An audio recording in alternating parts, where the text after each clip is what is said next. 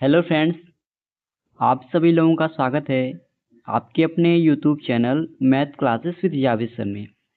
तो आज की क्लास में हम डिस्कस करने वाले हैं 19 मई के इम्पोर्टेंट करंट अफेयर्स को। तो आप इस पूरे सेशन को लास्ट तक जरूर देखिएगा। और अगर आप हमारे वीडियो को पहली बार देख रहे हैं तो चैनल को सब्सक्राइब करना ना भूलें, ताकि हमारे द्वारा कुछ भी अपडेट किया जाए उसका नोटिफिकेशन आपको सबसे पहले मिल सके। और इस वीडियो का PDF आपको हमारे टेलीग्राम चैनल पे मिल जाएगा, जिसका लिंक वीडियो के डिस्क्रिप्शन में दिया गया है। आप उसे वहां से इजीली डाउनलोड कर सकते हैं। तो चलिए हम लोग आज के सेशन को करते हैं स्टार्ट। तो सेशन को स्टार्ट करने से पहले पिछले दिन जो हम लोगों ने करंट अफेयर्स पढ़ा था उसका क्विक रिवीजन कर लेते हैं, जिसमें पहला प्रश्न है, संघ लोक सेवा आयोग यानी UPSC के अध्यक्ष के रूप में किसे नियुक्त किया गया है? तो डॉक्टर अजय कुमार को। हाल ही में ऑस्ट्रेलिया की पहली महिला विपक्षी नेता कौन बनी है? तो सुजैन ले। हाल ही में यूरेका फोर्ब्स लिमिटेड ने किसे अपना ब्रांड एम्बेसडर बनाया है? तो श्रद्धा कपूर को। किस राज्य सरकार ने प्रवासी बच्चों को प्रशिक्षित करने के लिए ज्योति योजना शुरू की है? तो केरल ने। भारत का पहला हाइड्रोजन संचालित ट्रक किस राज्य में लॉन्च किया गया? तो छत्तीसगढ़ में। वित्त वर्ष 2024 में सबसे ज्यादा GST संग्रह करने वाला राज्य कौन सा है? तो महाराष्ट्र। हाल ही में 11 भारतीय भाषाओं में नवीनतम text to speech Bulbul V2 किसने लॉन्च किया? तो इसे सर्वम AI ने लॉन्च किया। भारत सरकार ने किस तिथि को आधिकारिक रूप से आयुर्वेद दिवस के रूप में घोषित किया है? तो 23 सितंबर को। मुंबई में आयोजित CCI बिलियर्ड्स क्लासिक 2025 का खिताब किसने जीता? तो इसे पंकज अडवाणी ने जीता। भारतीय सेना ने ऑपरेशन केलर के तहत आतंकवादी विरोधी अभियान कहाँ चलाया है? तो जम्मू कश्मीर में। हाल ही में लॉन्च हुई win the battle of your mind पुस्तक को किसने लिखा है? तो रीता राममूर्ति गुप्ता ने इसे लिखा है। हाल ही में अंतर्राष्ट्रीय परिवार दिवस 2025 कब मनाया गया? तो 15 मई को यह दिवस मनाया गया।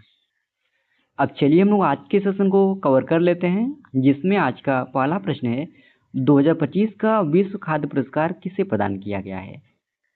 तो यह पुरस्कार मारियंगेला हंगरिया को प्रदान किया गया, यानी ए ऑप्शन सही हो जाएगा। तो ब्राजील की माइक्रोबायोलॉजिस्ट मारियंगेला हंगरिया को 2025 का प्रतिष्ठित वर्ल्ड फूड प्राइज से सम्मानित किया गया है। यह सम्मान उन्हें जैविक नाइट्रोजन स्थिरीकरण पर उनके क्रांतिकारी शोध के लिए दिया गया है। विश्व खाद्य पुरस्कार की स्थापना फ्रेंड्स 1987 में नोबेल पुरस्कार विजेता नॉर्मन बोरलॉग ने की थी। यह अवार्ड ग्लोबल खाद्य सुरक्षा में अहम योगदान वाले लोगों को दिया जाता है। तो अभी आपको इनका नाम जरूर याद रखना है, मारियंगेला हंगरिया, जिन्हें 2025 का प्रतिष्ठित वर्ल्ड फूड प्राइज से सम्मानित किया गया। अच्छा, अब 2025 के कुछ प्रमुख पुरस्कार का रिवीजन हम लोग कर लेते हैं। तो पायल कपाड़िया को प्रतिष्ठित फ्रांसीसी सम्मान officer of the order of arts and later से सम्मानित किया गया। कुमार मंगलम बिरला को लता दीनानाथ मंगेशकर पुरस्कार 2025 से सम्मानित किया गया। अच्युत सामंत को गुरुदेव कालीचरण ब्रह्मा पुरस्कार 2025 से सम्मानित किया गया। World press photo of the year 2025 के विजेता रहे समर अबू एलॉफ, जो फिलिस्तीनी फोटोग्राफर थे। टोक्यो में लीजेंड्स ऑफ द एंडोस्कोपी पुरस्कार यह दिया गया डॉक्टर D नागेश्वर रेड्डी को। P शिवकामी को वर्चुअल दलित साहित्य पुरस्कार 2025 प्रदान किया गया। सुदर्शन पटनायक यह द फ्रेड डोरिंगटन सैंड मास्टर पुरस्कार जीतने वाले पहले भारतीय बने, जो इन्हें इंग्लैंड में यह प्रदान किया गया। 134वें सरस्वती सम्मान 2024 के लिए हिंदी के प्रसिद्ध संस्कृत विद्वान साधु भद्रेश दास को दिया गया। राष्ट्रीय समुद्री वरुण पुरस्कार 2025 यह राजेश उन्नी को दिया गया, जो समुद्र के क्षेत्र में भारत का सर्वोच्च सम्मान है। PM नरेंद्र मोदी को श्रीलंका का सर्वोच्च सम्मान मित्र विभूषण से सम्मानित किया गया। अभिनेता सोनू सूद को मानवीय कार्यों के लिए प्रतिष्ठित मानवतावादी पुरस्कार से सम्मानित किया गया। और मधुसूदन साई को फिजी के सर्वोच्च सम्मान companion of the order of Fiji से सम्मानित किया गया। तो यह सभी इंपॉर्टेंट अवार्ड है, इसका आप लोग एक बार फिर से रिवीजन कर लेंगे। अगला प्रश्न है, अप्रैल 2025 के लिए ICC पुरुष प्लेयर ऑफ द मंथ का पुरस्कार किसने जीता है? तो इस पुरस्कार को मेहदी हसन मिराज ने जीता है, यानी ए ऑप्शन सही हो जाएगा। तो मेहदी हसन मिराज ने अप्रैल 2025 में जिम्बाब्वे के खिलाफ घरेलू टेस्ट सीरीज में शानदार प्रदर्शन करते हुए 15 विकेट और 1 शतक बनाकर ICC पुरुष प्लेयर ऑफ द मंथ का पुरस्कार जीता है। वही स्कॉटलैंड के कप्तान कैथरीन ब्राइस को उनके शानदार प्रदर्शन के लिए अप्रैल 2025 में उन्हें आईसीसी महिला खिलाड़ी का पुरस्कार दिया गया है।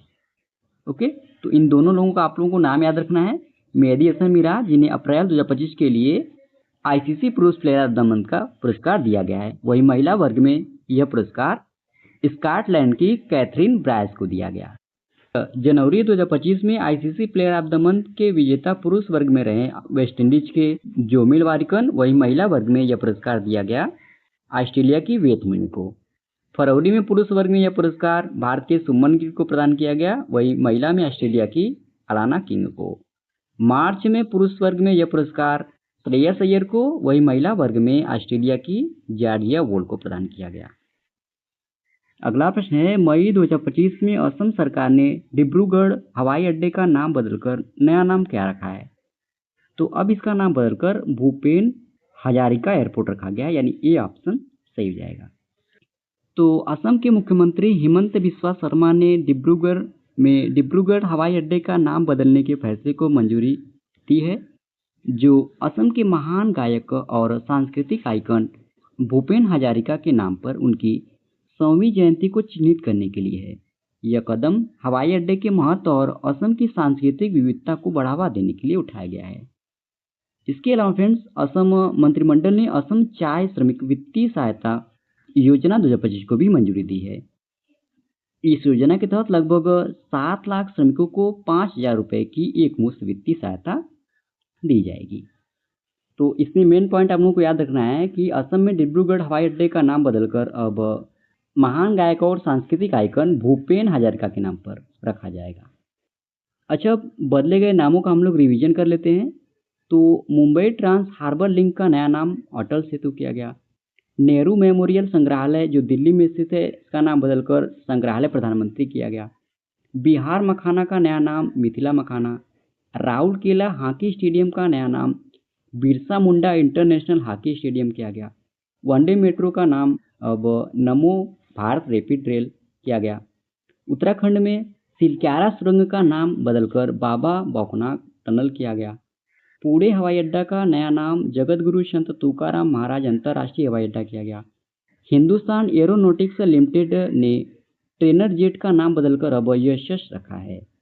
और राजस्थान में 113 साल पुराने किंग एडवर्ड मेमोरियल का नाम बदलकर अब महर्षि दयानंद विश्रांति गृह संस्थान कर दिया गया है। अगला प्रश्न है, दुनिया का पहला वाणिज्यिक मेथनॉल संयंत्र का उद्घाटन कहाँ किया गया है? तो इसका उद्घाटन डेनमार्क में किया गया, यानी ए ऑप्शन सही हो जाएगा। तो अभी डेनमार्क के कैसो में दुनिया का पहला वाणिज्यिक स्तर का मेथनॉल उत्पादन संयंत्र शुरू किया गया। यह संयंत्र हर वर्ष 42,000 मीट्रिक टन मेथनॉल का उत्पादन करेगा, जिसमें नवीनकरणीय ऊर्जा, बायोगैस संयंत्रों और अपशिष्ट जलाने से प्राप्त CO2 का उपयोग किया जाएगा। अच्छा, अब मेथनॉल उत्पादन संयंत्र क्या है? तो यह फ्रेंड्स, मेथनॉल उत्पादन संयंत्र एक ऐसा औद्योगिक ढांचा है जहां हरित ईंधन मेथनॉल का उत्पादन किया जाता है। यह मुख्यतः नवीनकरणीय ऊर्जा, बायोगैस, CO2 यानी कार्बन डाइऑक्साइड को रासायनिक रूप से मिलाकर तैयार किया जाता है। अच्छा, क्वेश्चन हमारा डेनमार्क से संबंधित था, तो हम लोग डेनमार्क के बारे में जान लेते हैं। तो अगर आपसे पूछा जाए कि डेनमार्क कौन से महाद्वीप में स्थित है, तो यूरोप में। डेनमार्क की राजधानी कोपेनहेगन, यहाँ की मुद्रा डेनिश क्रोन, वर्तमान प्रधानमंत्री यहाँ के मेटे फ्रेडरिक्सन और भाषा यहाँ की डेनिश। पड़ोसी देशों की बात करें तो जर्मनी, नॉर्वे और स्वीडन इसके पड़ोसी देश हैं। और ये है डेनमार्क का मैप। अच्छा, अब लोग विश्व में पहले से संबंधित कुछ स्टैटिक प्रश्न को डिस्कस कर लेते हैं। तो दुनिया का सबसे ऊंचा पुल का निर्माण चीन ने किया। दुनिया का पहला 3D प्रिंटेड स्टेशन जापान में बनाया। कुष्ठ रोग को खत्म करने वाला पहला देश जॉर्डन। दुनिया का पहला क्वांटम आधारित प्लेटफॉर्म लॉन्च किया गया भारत में। 4 दिन वर्क वीक वाला एशिया का पहला देश सिंगापुर। मेनिंजाइटिस का टीका पेश करने वाला दुनिया का पहला देश नाइजीरिया। गर्भपात को संवैधानिक अधिकार का दर्जा देने वाला पहला देश फ्रांस। दुनिया की पहली 3D प्रिंटेड मस्जिद का अनावरण किया गया सऊदी अरब में। समलैंगिक विवाह का पंजीकरण करने वाला पहला दक्षिण एशियाई देश बना नेपाल। विश्व का सबसे बड़ा एकल साइट सौर ऊर्जा संयंत्र यह संयुक्त अरब अमीरात में स्थित है। सभी आवारा कुत्तों को नसबंदी करने वाला पहला देश भूटान। भारत का यूपीआई स्वीकार करने वाला पहला यूरोपीय देश फ्रांस और पहला एशियाई देश भूटान है। अगला प्रश्न है, मई 2025 में 86वें भारतीय शतरंज ग्रैंड मास्टर कौन बने हैं? तो LR श्रीहरि बने हैं, यानी डी ऑप्शन सही हो जाएगा। तो अभी तमिलनाडु के 19 वर्षीय LR श्रीहरि ने 15 मई 2025 को एशियन इंडिविजुअल चेस चैंपियनशिप में अपना तीसरा और अंतिम ग्रैंड मास्टर नॉर्म हासिल कर भारत के 86वें ग्रैंड मास्टर बने हैं। इसके आयोजन की हम बात करें तो इसका आयोजन 6 मई से 15 मई 2025 तक किया गया। और कहाँ पर किया गया? तो LN संयुक्त अरब अमीरात यानी UAE में किया गया। तो अभी भारत के 86वें शतरंज ग्रैंड मास्टर कौन बने? तो LR श्रीहरि बने। और इससे पहले यानी भारत के 85वें शतरंज ग्रैंड मास्टर कौन बने थे? तो P श्याम निखिल बने थे। ओके, अगर आपसे पूछा जाए कि पहले ग्रैंड मास्टर कौन बने थे तो विश्वनाथ आनंद, यह 1988 में बने थे। पहली महिला शतरंज की ग्रैंड मास्टर कौन बनी थी? तो कोनेरू हम्पी सन 2002 में। प्रथम अंतर्राष्ट्रीय मास्टर मैनुअल एरन 1961 में बने थे। और अंतर्राष्ट्रीय मास्टर का खिताब पाने वाली पहली महिला कौन थी? तो जयश्री खादिकर थी, जो 1979 में बनी थी। अगला प्रश्न है, दोहा डायमंड लीग 2025 में नीरज चोपड़ा ने कौन सा पदक जीता? तो रजत पदक जीता, यानी बी ऑप्शन सही हो जाएगा। तो हाल ही में कतर में आयोजित दोहा डायमंड लीग 2025 में 90.23 मीटर की लंबाई का भाला फेंककर नीरज चोपड़ा ने सिल्वर मेडल जीता है। इसके बाद वे दुनिया में 25वें खिलाड़ी बने हैं जिन्होंने 90 मीटर से ज़्यादा भाला फेंका है। और आपको बता दें फ्रेंड्स, ये भारत का जेवलिन थ्रो में नेशनल रिकॉर्ड भी बन गया है।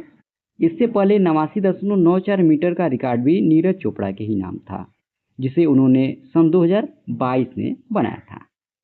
और इस बार के आयोजित दोहा डायमंड लीग 2025 में जर्मनी के जूलियन वेबर ने अंतिम प्रयास में 51.06 मीटर थ्रो करके गोल्ड मेडल जीता है। यानी नीरज चोपड़ा ने दोहा डायमंड लीग 2025 में सिल्वर मेडल जीता है और जर्मनी के जूलियन वेबर ने गोल्ड मेडल जीता है। अगला प्रश्न है, दुनिया का सबसे लंबा जंगली केले प्रजाति का फलक्रम कहाँ पाया गया है? तो यह अंडमान और निकोबार द्वीप समूह में पाया गया, यानी डी ऑप्शन सही हो जाएगा। तो अंडमान और निकोबार द्वीप समूह में जंगली केले की प्रजाति मूसा इंडेंडा मैनेंसिस 4.2 मीटर लंबा फलदार पौधा दर्ज किया गया, जो विश्व स्तर पर सबसे लंबा केले का फलदार पौधा है। और केले की इस प्रजाति में फ्रेंड्स 2 मीटर का फलहीन अंकुरण पाया गया, जो विश्व में सबसे लंबा दर्ज किया गया केला का फलहीन अंकुरण था। और 2012 में इस प्रजाति को लिटिल अंडमान में कृष्णा नाला रिजर्व फॉरेस्ट में खोजा गया था। इसके बाद 2014 में इसे आधिकारिक तौर पर वर्णित किया गया था। अगला प्रश्न है, इसरो द्वारा 18 मई 2025 को 101वां मिशन IOS 09 लॉन्च होने के कुछ समय बाद असफल हो गया। इस मिशन का प्रक्षेपण किस रॉकेट से हुआ था? तो ऑप्शन सही हो जाएगा डी, यानी PSLV C61 से। तो भारतीय अंतरिक्ष अनुसंधान संगठन यानी इसरो ने 18 मई 2025 को अपना 101वां अंतरिक्ष मिशन लॉन्च किया, लेकिन इसरो का ये मिशन लॉन्चिंग के कुछ समय बाद ही फेल हो गया। यह मिशन फ्रेंड्स शहरी नियोजन और राष्ट्रीय सुरक्षा के लिए बेहद महत्वपूर्ण माना जा रहा था। इसरो के मुताबिक अंतरिक्ष में इस उपग्रह को भेजने का मकसद वैज्ञानिक को सटीक तस्वीरें, हाई रेजोल्यूशन तस्वीरें मुहैया कराना था, जिससे आपदा प्रबंधन आसान होता। अगला प्रश्न है, राष्ट्रीय डेंगू दिवस 2025 कब मनाया गया? तो यह दिवस 16 मई को मनाया गया, यानी ए ऑप्शन सही हो जाएगा। तो राष्ट्रीय डेंगू दिवस हर साल 16 मई को मनाया जाता है, जिसका उद्देश्य डेंगू बुखार की रोकथाम और नियंत्रण के प्रति जागरूकता फैलाना है। यह फ्रेंड्स एक मच्छर विषाणु जनित रोग है जो खासकर मानसून के मौसम में गंभीर सार्वजनिक स्वास्थ्य खतरा बन जाता है। ओके, यह दिवस केंद्रीय स्वास्थ्य एवं परिवार कल्याण मंत्री द्वारा आयोजित किया जाता है और इस वर्ष की इसकी थीम है जल्दी कार्रवाई करें, डेंगू रोके, स्वच्छ वातावरण, स्वस्थ जीवन। अच्छा, मई 2025 में अब तक जितने भी महत्वपूर्ण दिवस मनाए गए हैं, उन सभी दिवसों के साथ हम लोग थीम को भी डिस्कस कर लेते हैं। तो 1 मई को अंतर्राष्ट्रीय मजदूर दिवस और रामकृष्ण मिशन स्थापना दिवस मनाया गया। 2 मई को विश्व टूना दिवस मनाया गया, जिसकी थीम थी हमारा महासागर, हमारा टूना, हमारा भविष्य। 3 मई को विश्व प्रेस स्वतंत्रता दिवस मनाया गया, जिसकी थीम थी बहादुर नई दुनिया में रिपोर्टिंग, प्रेस स्वतंत्रता और मीडिया पर आर्टिफिशियल इंटेलिजेंस का प्रभाव। 4 मई को कोयला खनिज दिवस और अंतर्राष्ट्रीय अग्निशामक दिवस। 5 मई को विश्व हाथ स्वच्छता दिवस और पुर्तगाली भाषा दिवस मनाया गया। 6 मई को विश्व अस्थमा दिवस मनाया गया, जिसकी थीम थी श्वसन द्वारा उपचारों को सभी के लिए सुलभ बनाएं। 7 मई को विश्व एथलेटिक्स दिवस। 8 मई को विश्व थैलीसीमिया दिवस मनाया गया, जिसकी थीम थी थैलीसीमिया के लिए एक साथ समुदायों को एकजुट करना, रोगियों को प्राथमिकता देना है। 8 मई को ही विश्व रेड क्रॉस दिवस मनाया गया, जिसकी थीम थी मानवता को जीवित रखना। 10 मई को विश्व ल्यूपस दिवस मनाया गया, जिसकी थीम थी आइए मिलकर ल्यूपस को दृश्यमान बनाएं। 12 मई को अंतर्राष्ट्रीय पौध स्वास्थ्य दिवस मनाया गया, जिसकी थीम थी वन हेल्थ में पादप स्वास्थ्य का महत्व। 12 मई को ही अंतर्राष्ट्रीय नर्स दिवस मनाया गया, जिसकी थीम थी हमारे नर्सें, हमारा भविष्य, नर्सों की देखभाल से अर्थव्यवस्था मजबूत होती है। 15 मई को अंतर्राष्ट्रीय परिवार दिवस मनाया गया, जिसकी थीम थी सतत विकास के लिए परिवार उन्मुख नीतियां, सामाजिक विकास के लिए दूसरे विश्व शिखर सम्मेलन की ओर। अगला प्रश्न है, ऑपरेशन सिंदूर के बाद पाकिस्तान के लिए जासूसी करने के आरोप में 17 मई 2025 को हिसार से किस यूट्यूबर को गिरफ्तार किया गया? तो इसका सही विकल्प हो जाएगा डी, यानी ज्योति मल्होत्रा को। तो फ्रेंड्स, हरियाणा के हिसार की 33 वर्षीय यूट्यूबर और ट्रैवल ब्लॉगर ज्योति मल्होत्रा को कथित तौर पर पाकिस्तान की खुफिया एजेंसी के लिए जासूसी करने और संवेदनशील जानकारी साझा करने के आरोप में गिरफ्तार किया गया। तो बस आप लोगों को इनका नाम याद रखना है, ज्योति मल्होत्रा, जिन्हें ऑपरेशन सिंदूर के बाद पाकिस्तान के लिए जासूसी करने के आरोप में गिरफ्तार किया गया। तो इसी प्रश्न के साथ ही फ्रेंड्स, ये आज का हमारा डेली करंट अफेयर्स का सेशन समाप्त होता है। आशा करते हैं आज का आपको सेशन अच्छा लगा होगा और इस वीडियो का पीडीएफ आपको हमारे इस टेलीग्राम चैनल पे मिल जाएगा, जिसका लिंक वीडियो के डिस्क्रिप्शन में दिया गया है। वहाँ से आप इसे ईजिली डाउनलोड कर सकते हैं।